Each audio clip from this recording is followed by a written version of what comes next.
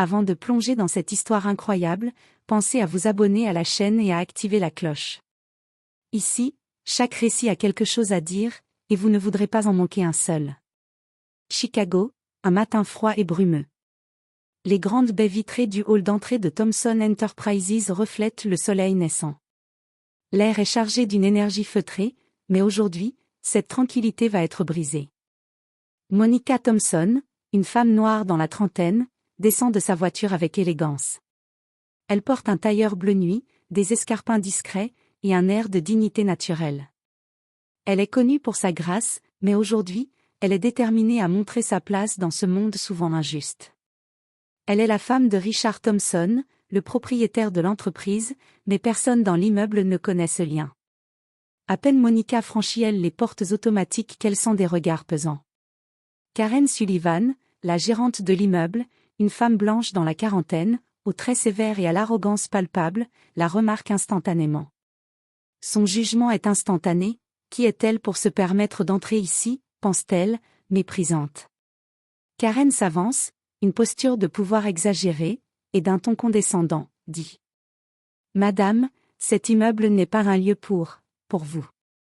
Retournez d'où vous venez. Monica reste calme, son regard profond mais inébranlable. Elle répond avec douceur mais fermeté. Je viens voir mon mari, Richard Thompson. Mais Karen ne veut rien entendre. Elle appelle les gardes de sécurité pour l'escorter vers la sortie.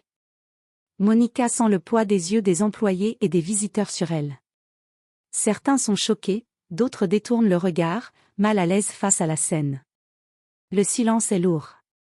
Karen, satisfaite de son autorité, rit doucement, persuadée qu'elle a humilié Monica et montré qui est le vrai pouvoir ici.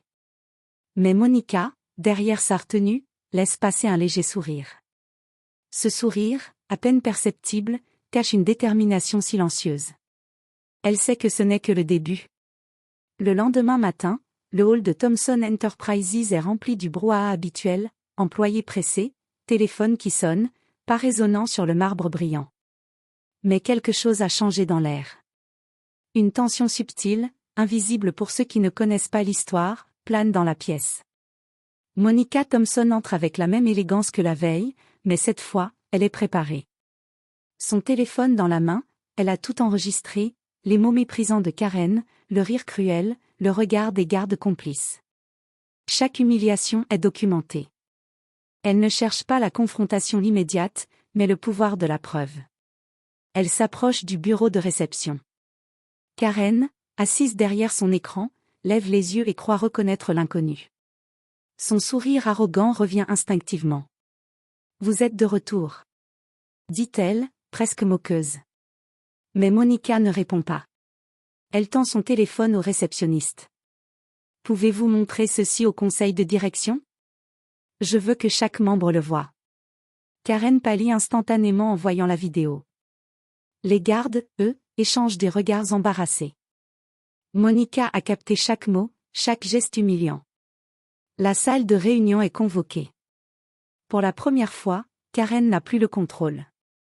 Lorsque le conseil visionne la vidéo, le silence est absolu.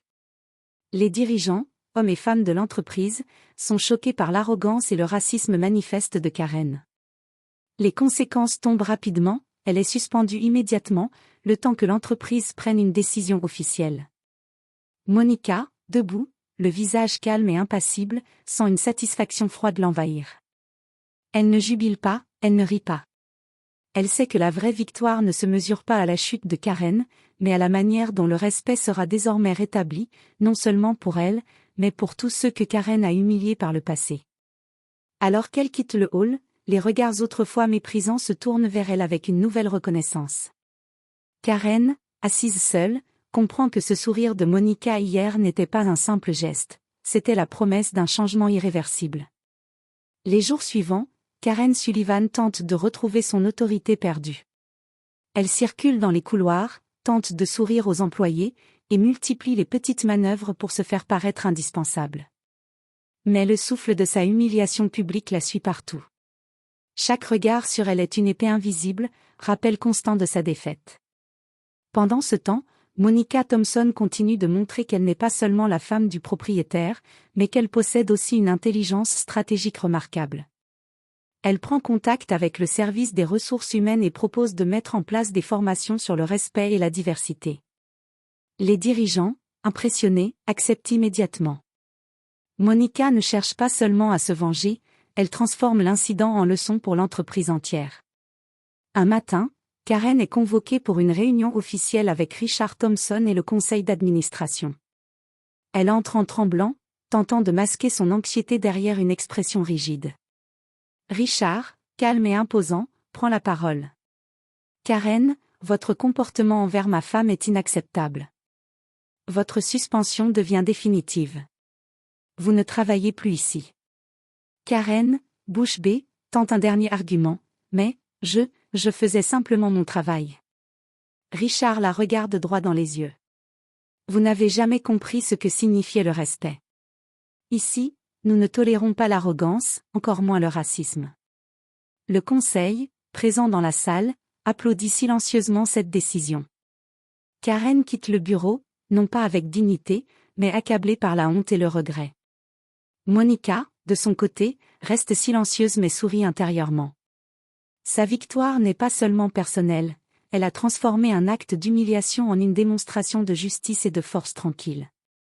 Les employés commencent à la voir différemment, non plus comme une femme, invitée spéciale, mais comme un symbole de courage et d'intégrité. Alors que Karen disparaît à l'ascenseur, Monica sent que ce n'est que le début. Elle sait que sa véritable force réside dans la maîtrise du silence et la patience. Et ce silence, bientôt, résonnera plus fort que toutes les humiliations passées. Une semaine après la chute de Karen, Monica Thompson sent que le moment est venu de consolider sa position et de changer définitivement la dynamique dans l'entreprise. Elle ne cherche plus seulement à défendre son honneur, elle veut que l'entreprise devienne un endroit où le respect et la dignité priment.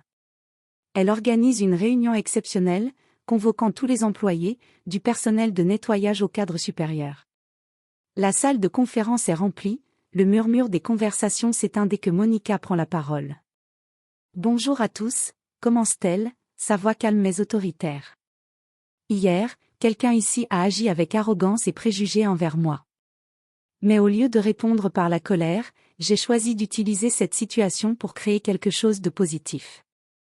Elle projette ensuite un diaporama montrant non seulement l'incident avec Karen, mais aussi les statistiques sur la diversité, le respect au travail et les réussites de l'entreprise lorsque chacun est traité équitablement. Les employés sont captivés, certains les yeux écarquillés, d'autres hochant la tête en signe d'approbation. Puis Monica fait un geste audacieux, elle propose la création d'un programme interne de mentorat et de sensibilisation à la diversité, dirigé par elle-même. L'objectif est clair. Plus jamais personne ne doit être humilié pour sa couleur, son sexe ou son statut. Richard Thompson, silencieux jusque-là, se lève et s'adresse à l'Assemblée. Ce que Monica fait aujourd'hui n'est pas seulement un exemple de courage, c'est une leçon pour nous tous.